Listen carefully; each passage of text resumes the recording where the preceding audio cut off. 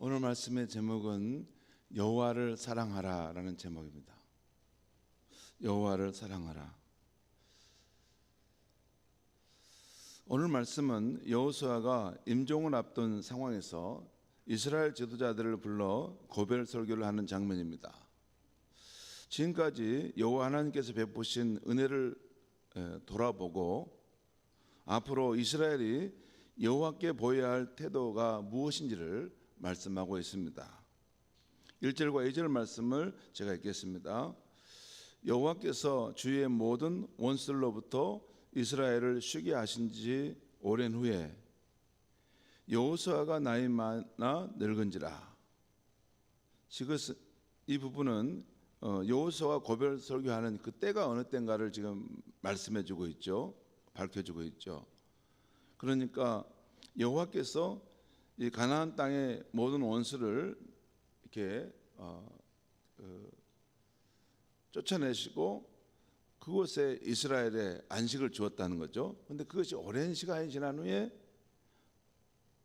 또 여호수아가 나이 많아 늙은 때 지금 이 말씀이 있다는 거예요. 자, 2절 말씀 보겠습니다. 여호수아가 온 이스라엘 곧 그들의 장로들과 수령들과 재판장들과 관리들을 불러다가 그들에게 이르되 나는 나이가 많아 늙었도다. 이제 나이가 많아 늙었다. 그리고 뒤에 보면 이제 나는 이제 모든 사람들이 가는 죽음의 길로 간다. 이런 것이 함축되어 있어요. 그러니까 마지막 떠나면서 그 후손들에게 당부하고 싶은 말씀, 또 후손들에게 그들이 정말 행복하고 잘 살기를 바라면서 꼭 남겨주고 싶은 말씀이 있다는 거예요. 사실 우리도 인생의 마침을 생각할 때 우리 자녀들을 사랑하지 않습니까? 그들이 잘 되기를 바라지 않습니까? 그럼 우리가 유언을 남기는 거잖아요. 저는 그걸 준비를 해야 된다고 생각합니다.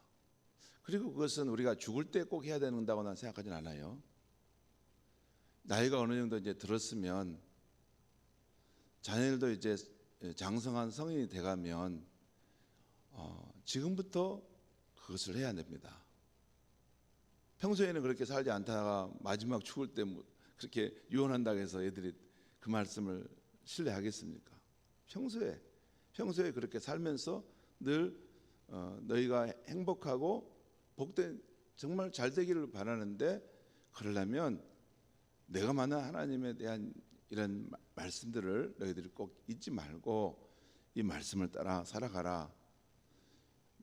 여러분 그게 막 갑자기 아이를 붙잡고 막 진중하게 할 것은 아니지만 생활 속에서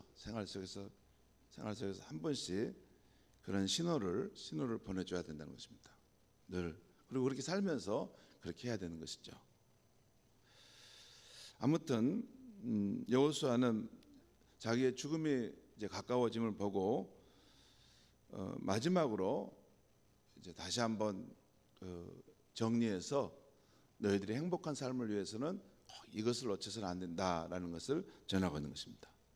자, 다음은 3절에서 5절까지 말씀 보겠습니다. 너희 하나님 여호와께서 너희를 위하여 이 모든 날에 행하신 일을 너희가 다 보았거니와. 이제 하나님께서 이스라엘 백성을 위해서 행하셨다는 거죠. 이것을 너희들이 지금 다 본 것을 내가 지금 말하겠다 그 말이에요. 곧 너희 하나님 여호와 그는 너희를 위하여 싸우신 이시니라. 보라 내가 요단에서부터 해지는 쪽 대해까지 남아있는 나라들과 이미 멸한 모든 나라를 내가 너희를 위하여 제비 뽑아 너희 지파에게 기업이 되게 하셨느니라. 두 가지를 지금 말씀하고 있죠. 여호와께서 그들을 위해서 행하신 일 가운데 첫째는 그 가나안 땅을 정복하는 일에 있어서 그들을 위해서 싸우셨다는 거예요. 그리고 두 번째는 각 지파에게 제비를 뽑아 그들에게 필요한 땅을 나눠주셨다는 거예요. 이 두 가지를 말씀하고 있죠.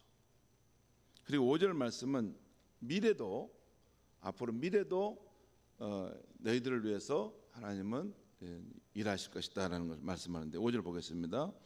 너희 하나님 여호와가 그가 너희 앞에서 그들을 쫓아내사 너희 목전에서 그들을 떠나게 하시려니 너희 하나님 여호와께서 너에게 말씀하신 대로 너희가 그 땅을 차지할 것이라.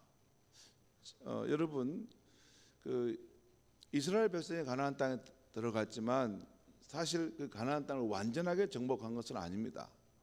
근데 앞으로 하나님께서 계속해서 그들과 함께 하셔서 그들을 위해 싸워주시고 또한 궁극적으로 이스라엘 백성들이 그 땅을 차지하도록 하게 하실 것이라는 것입니다. 미래에 대한 이야기죠. 그리고 여기서 알 것은 하나님께서 이스라엘 백성들을 불러내서 가나안 땅을 주신 것은 모두 하나님의 은혜와 사랑으로 된 것이죠. 예, 구약 성경 앞에 모세오경을 보면 나오는데 그들이 뭐 잘나거나 그들이 특별해서 이스라엘 백성을 선택한거나 그들을 위해서 이렇게 땅을 기업으로 주신 것이 아니라 하나님께서 그 크신 사랑으로 이스라엘 백성을 선택하셨다는 거죠. 하나님의 은혜와 사랑 때문이라는 거죠. 자, 이제 이 하나님의 사랑을 입은 이스라엘 백성들이 마땅히 보여야 할 반응, 그 반응은 어떤 반응인가가 그 다음 6절에서 8절에서 나와 있습니다. 6절 8절 말씀 제가 읽겠습니다. 그러므로라는 말은 무슨 뜻입니까? 앞에 있는 그런 주장을 다 받아내는 거예요. 하나님께서 이스라엘 백성을 향해서 너희를 위해서 이런 은혜와 사랑을 베푸셔서 이런 일을 행하셨으므로 그러므로 너희는 크게 힘써 모세의 율법책에 기록된 것을 다 지켜 행하라. 그것을 떠나 우루나 자루나 치우치지 말라. 너희 중에 남아있는 이 민족들 중에 들어가지 말라. 그들의 신들의 이름을 부르지 말라. 그것들을 가르쳐 명세하지 말라. 또 그것들을 섬겨서 그것들에게 절하지 말라. 오직 너희 하나님 여호와께 가까이 하기를 오늘까지 행한 것 같이 하라.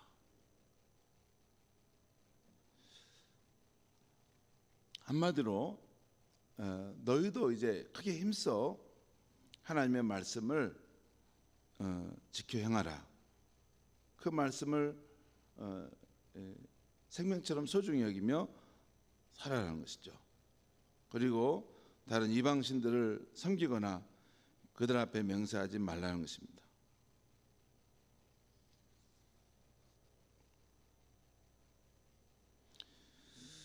여기 8절에 오직 너희 하나님 여호와께 가까이 하라 그 말이죠. 가까이 하라. 근데 어떻게 하냐면 오늘까지 행한 같이 그러니까 광야 여정을 거쳐오면서 그리고 가나안 정복 전쟁을 거치면서 여러분 광야 여정이 이렇게 편안한 환경일까요? 광야 여정은 부족하고 어려운 그런 삶의 환경이지 않습니까? 그런 환경일 때 하나님을 가까이 하지 않았겠습니까? 가까이 했을 거예요. 그리고 가나안 정복 전쟁 때에도 하나님을 가까이 했습니다. 왜 그랬을까요? 내 힘으로 그것을 할 수 없으니까 하나님이 도와주셔야 됩니다. 이 절실함 속에서 구하면서 하나님 가까이 했겠죠. 여러분 신앙생활 하시는 거 보면 성도들 보면 누가 잘하자면 절실함 가운데 있는 사람이 잘합니다. 절실함 가운데 진짜 그렇습니다. 모든 것이 갖춰져 가지고 하나님 없어도 내가 잘 살 수 있는 사람은 사실 신앙을 가져도 형식적인 신앙을 갖습니다. 그렇지 않습니까? 별로 내가 하나님 없어도 다 잘 사는데 뭘 절실함이 있습니까? 그런데 삶이 어렵고 삶이 척박하고 그 힘든 환경 가운데 있으면 이게 주변을 둘러봐도 누가 도와줄 사람도 없고 마땅한 백도 없고 그러니 하늘 하나님 앞에 나가서 부르짖어 기도하죠. 절실할 거 아닙니까? 이건 그 명확관한 이야기입니다. 너무 명백한 이야기입니다. 누가 신앙생활 잘하냐? 절실함 가운데 있는 사람. 그리고 우리 인생이 절실함 가운데 있을 때 퀀텀 점프가 일어납니다. 절실함 가운데. 그때 하나님이 역사하셔서 차원을 뛰어넘는 그런 신앙의 단계로 들어가죠. 아무튼 이스라엘 백성들이 이 광야 여정을 지나갔고 또 가나안 정복 전쟁이 있을 때는 하나님께 가까이 하지 않을 수가 없었습니다. 하나님이 도와주셔야 이 길을 갈 수 있어서. 지금 그 말씀이에요. 이 마음 그대로 가나안 땅에 살면서도 이걸 놓치지 말라는 거예요. 그 간절한 마음, 하나님을 꼭 의지하고자 하는 마음, 하나님을 내 삶의 그 구원자로 삼으려고 하는 그 마음, 그것을 버리지 말라는 것이에요. 여러분, 여기 너희 하나님 여호와께 가까이 하기를 할 때 가까이 하다는 말은 히브리어로 다바크입니다. 다바크인데 이것은 밀착하다, 달라붙다라는 그런 뜻이에요. 이것은 남편과 아내처럼 친밀한 관계로 밀착되어 사는 것입니다. 여러분, 여기서 말하는 여기 나오는 여호와께 가까이 하라 할 때 이 다바크는 어디서 나온지 아세요? 룻기에 보면 그 나오미와 룻의 이야기가 이제 진행될 때, 이제 그 나오미가 다시 이제 자기 고향으로 베들레헴으로 돌아가지 않습니까? 그래서 너희들은 날 따라가봤자 뭐 무슨 좋은 일은 없으니까 이제 너희 집으로 돌아가서 새 신랑 만나서 잘 살아라. 그때 룻이 어떻게 말해요? 어머니 그러지 마세요. 나는 어머니가 가는 곳에 따라가고 어디든지 어머니가 있는 곳에 함께 하겠습니다. 할 때 그때 따라간다는 거. 그 말이 가까이 하다 이 말과 동일한 말입니다. 밀착하다는 거예요. 매달린다는 거예요. 지금 여호수아가 이스라엘 백성의 행복을 위해서 권면하잖아요. 너희가 이 광야의 전길에 내가 이 가나안 땅의 이런 전쟁 상황 속에서 하나님을 의지하고 하나님을 가까이 했던 것들, 그것을 버리지 말고 그렇게 밀착해서 하나님을 따라가라, 그 말이에요. 자, 또 다시 한번 이 하나님의 사랑을 입은 이스라엘 백성이 보여야 할 반응에 대해서 또 11절 이하에 나와 있습니다. 11절 말씀을 제가 읽겠습니다. 11절 말씀, 11절 13절 말씀 쭉 읽겠는데요. 11절입니다. 그러므로도 앞에 있는 내용을 받는 거잖아요. 그러므로 스스로 조심하여 너희 하나님 여호와를 사랑하라. 여기서 하나님을 사랑하되 거룩한 마음으로 사랑하라, 그 말이죠. 스스로 조심하다는 것은 그런 뜻이에요. 하나님은 우리 인간적인 그런 정도의 사랑의 대상이 아니고 하나님은 지극히 높으신 분이기 때문에 사랑하되 거룩한 마음으로 사랑하라는 것입니다. 12절 13절 보겠습니다. 너희가 만일 돌아서서 너희 중에 남아있는 이 민족들을 가까이 하여 더불어 혼인하며 서로 왕래하면 확실히 알라. 너희 하나님 여호와께서 이 민족들을 너희 목전에서 다시는 쫓아내지 아니하시리니. 하나님이 그들과 싸워서 그들을 돕는 일을 하지 않으신다는 거예요.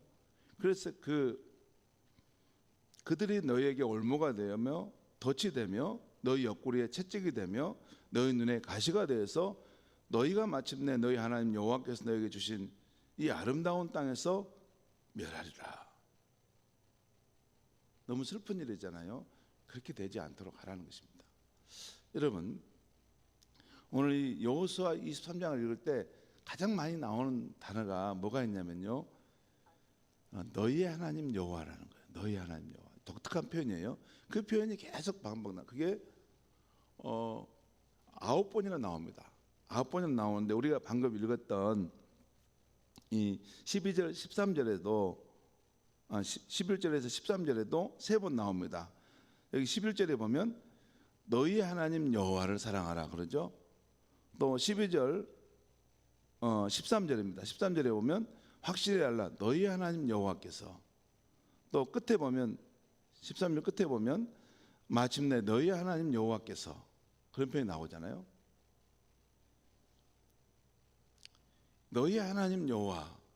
여러분, 이 표현은요, 이스라엘 백성과 여호와 하나님의 관계가 보통의 관계가 아니라 언약적 관계를 맺고 있다는 것입니다. 그런 뜻이에요. 지금 너희 하나님 여호와 그러면 그분은 너희와 깊은 언약적 관계가 있다는 것이에요.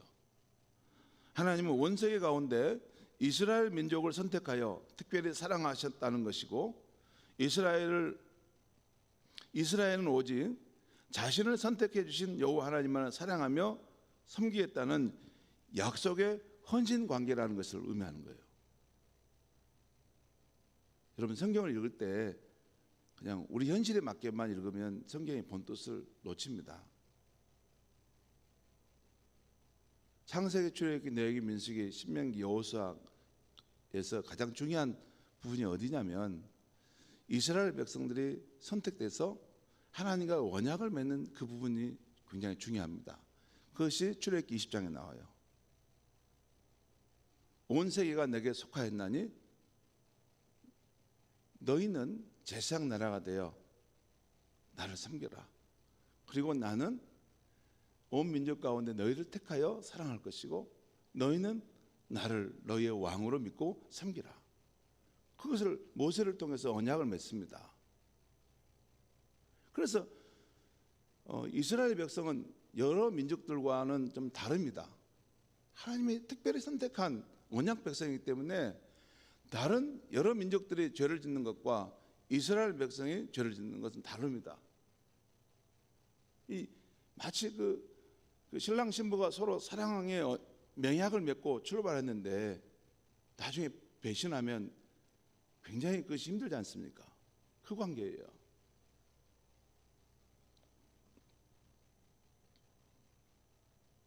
여기에 이 너희 하나님 여호와를 사랑하는 그래서 말씀은 언약적 사랑을 의미합니다. 이 언약적 사랑에서 율법의 말씀에 대한 순종이 나오고 또한 변절해서 다른 신을 섬겨서는 안 된다는 것입니다. 이스라엘 백성들은 오직 여호와 하나님의 은혜와 도우심으로 여기까지 왔는데 만약에 그 하나님을 떠나 다른 신을 섬기는 길로 가면 그들은 결국 세상의 강한 자들의 덫에 걸려 망하게 될 것이라는 말씀입니다. 여러분, 그 남편의 보호를 떠난 아내의 그 삶은 척박하고 참 고단하죠. 옛날에는 그래 안 했습니까?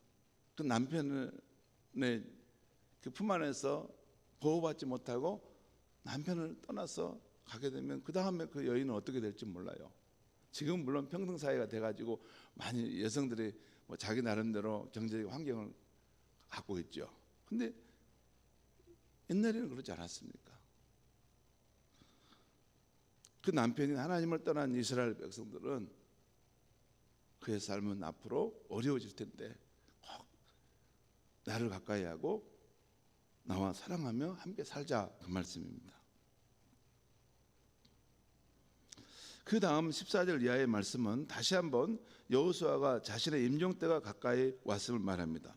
우리 14절 말씀에 재밌는 표현이 나와요. 14절에 보라, 나는 오늘 온 세상에 가는 길로 가려니와. 온 세상에 가려는 길로 간다. 이건 뭔 말이에요? 쉽죠? 여러분, 모든 사람이 다 죽음의 길을 향해서 가지 않습니까? 지금 그 말씀하고 있어요.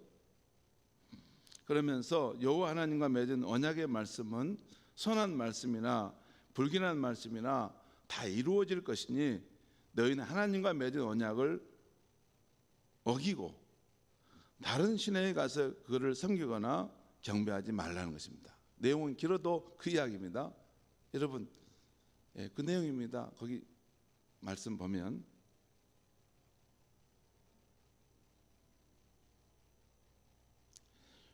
하나님과 맺은 언약의 말씀대로 다 이루어질 것이니 여러분은 하나님과 맺은 그 언약을 어기지 말고 다른 신에 가서 다른 신을 섬기거나 경배하지 마소서. 그것이 자손대대로 행복하고 잘 되는 길입니다 라는 것을 지금 여호수아가 죽음을 눈앞에 두면서 후손들에게 하는 말씀입니다. 성도 여러분, 오늘 말씀은 구주 예수님의 십자가의 죽음과 부활을 나를 위한 것으로 믿고 구원받은 우리들, 예수 그리스도 안에서 하나님과의 새 언약을 맺은 우리 크리스찬에게도 어느 정도 적용되는 말씀입니다. 여러분, 성경을 읽을 때 중심을 알고 읽어야 되는데 성경은 구약이라고 하고 신약이라고 하죠. 이거는 옛 언약이라는 말이고 신약은 새 언약이라는 말이에요. 이게 성경의 중심을 가중하는 중심축이에요. 이게 예수님이 오시기 전에는 옛 언약이라고 말하고 예수님이 오셔서 세우신 언약을 새 언약이라고 말해요. 예수님이 언제 언약을 세우셨어요? 십자가에서 자신의 생명의 피를 쏟으심으로써 하나님과 인간 사이에 깨어져 버린 그 관계를 다시 새 언약 관계로 세우셨어요. 저와 여러분이 왜 구원받았습니까? 우리의 공로와 우리의 자랑입니까? 아무 없습니다. 오직 예수 그리스도의 그 십자가 대속의 은혜를 내가 그냥 수용했던 것이에요. 믿음이란 그걸 수용한 거예요. 그러면서 예수 그리스도 안에서 하나님과 새 언약의 관계 속으로 우리가 들어간 것입니다. 물론 신약시대 우리들은 성삼위 하나님의 전방위적인 역사로 구원받았고 또 구원받고 있기 때문에 쉽게 멸망할 것은 아닙니다. 오늘 이 구약 이스라엘 백성들은 막 쉽게 멸망하고 이런 상황은 아니에요. 무엇보다도 신약시대 성도님들에게는 성령 하나님이 친히 오셔서 지금도 우리의 구원의 완성을 돕고 계십니다. 그것이 신약과 구약의 근본적인 차이 중 하나예요. 새 언약의 중요한 요소는 내가 내 영을 보내서 너의 마음에 새 마음을 주고 이 언약의 말씀을 이룰 수 있는 힘을 줄 것이다 라는 것이 새 언약의 그런 특징입니다. 성령님이 그래서 우리 안에 오셨어요.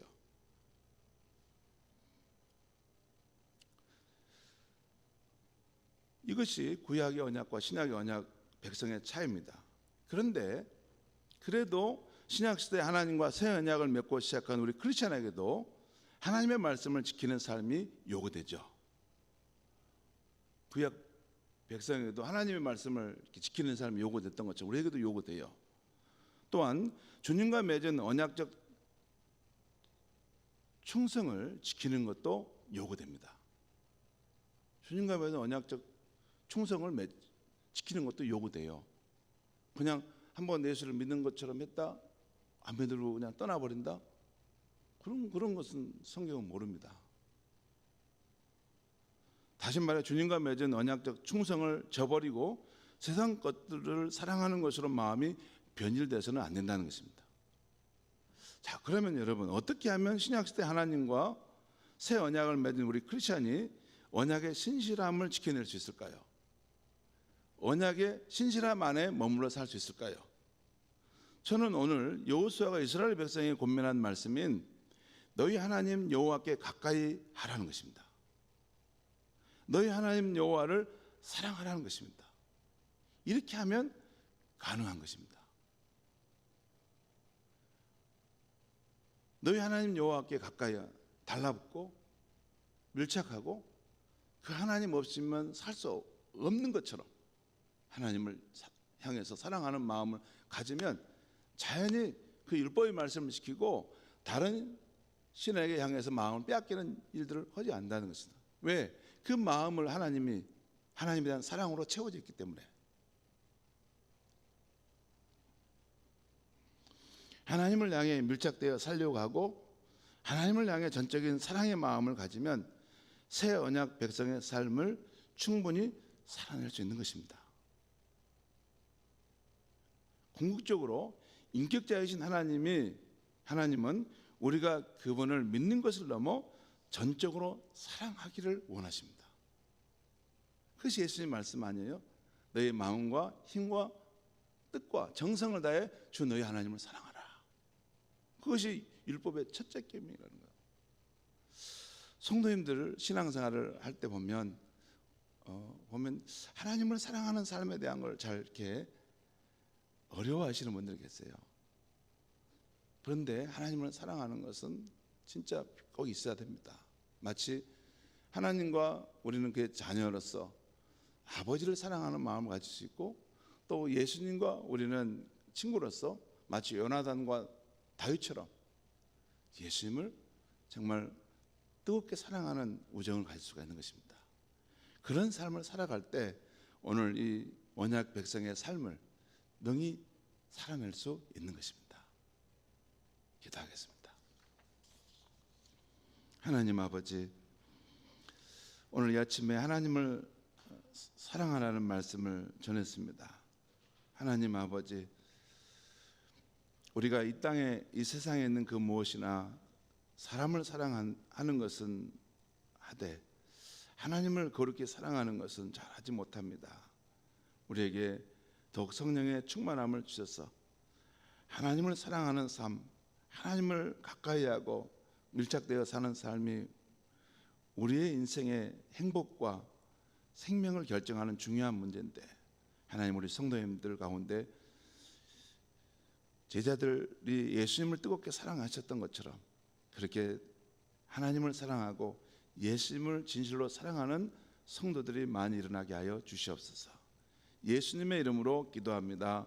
아멘.